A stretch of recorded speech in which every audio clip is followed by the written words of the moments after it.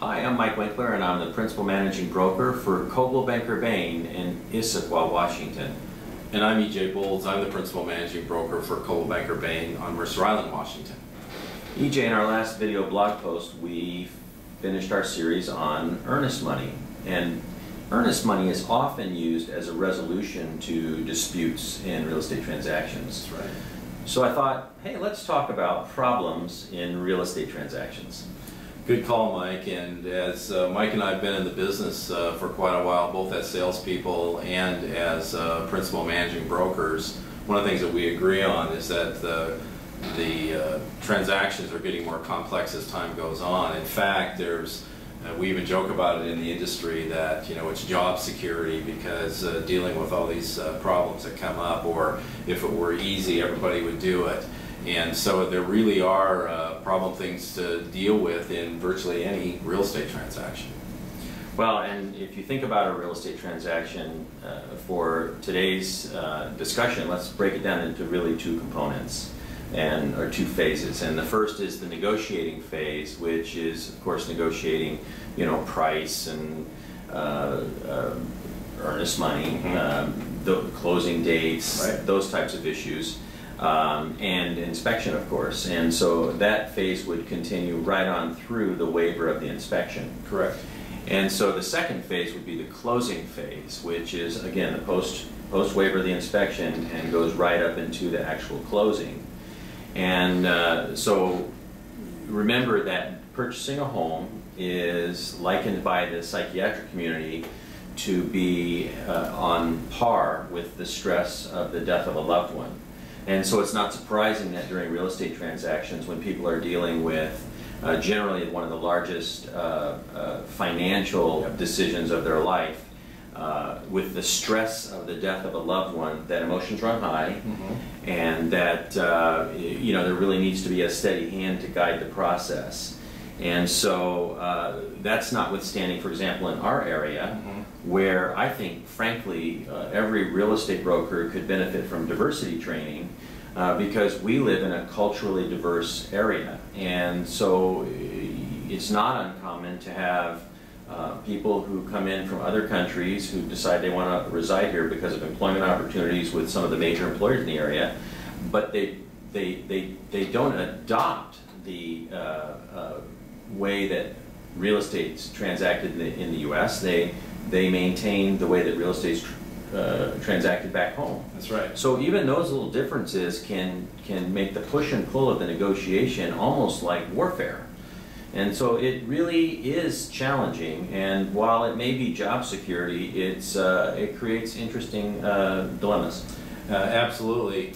One of the other things that really contributes to the problem is when the real estate brokers themselves that represent the buyer and the seller get too emotionally attached to the position of their client. And so instead of being the voice of reason that calmly tries to negotiate through the deal points of the transaction, they add their own emotion to this already emotional experience or situation that Mike has talked about, and you really get an explosive situation. So whereas the true professional will simply try to take the emotion out of it, doesn't mean that you can't be excited about buying or selling your home, but when you're negotiating the points of the transaction, it should be about addressing those points and really checking the sentiment and the emotions at the door. This is a business deal, and we try to treat it as such. It just saves everybody a lot of heartache, actually.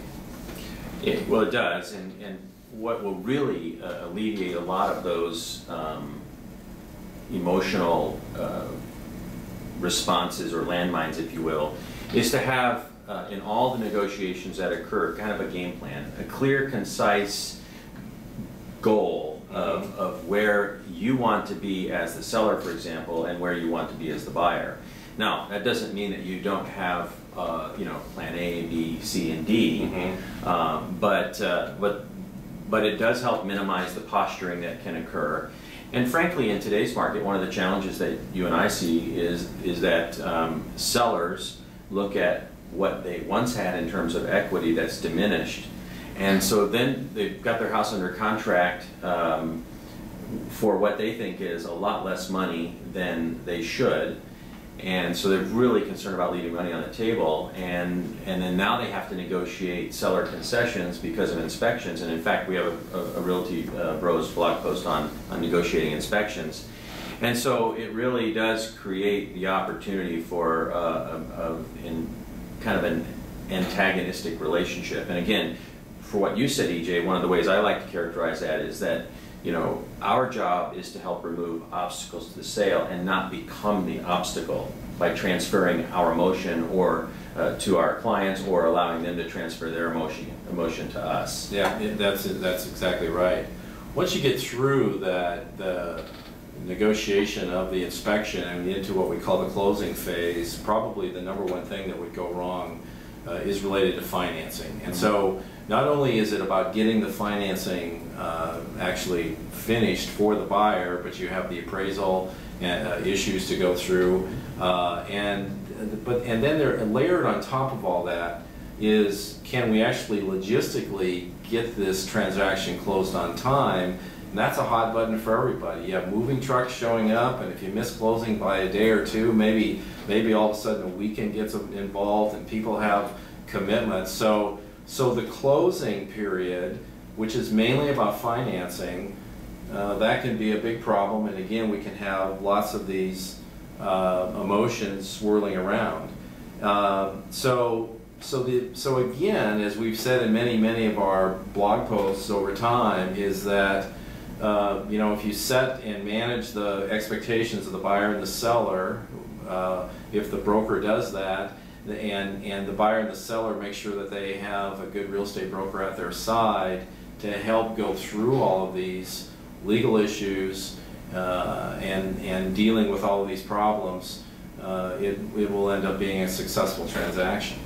Well, and frankly, despite the myriad of problems that do occur in even what we would call the most vanilla transaction, homes close. In fact, in 2011, there'll be somewhere between 4.5 and 5 million homes that will close, and thousands of them are right here in our market. So bottom line is, having a good real estate professional on your side, like a Coldwell Banker Bain agent, will help smooth that process. Absolutely. I'm EJ Bolts. I'm Mike Winkler. Till next time.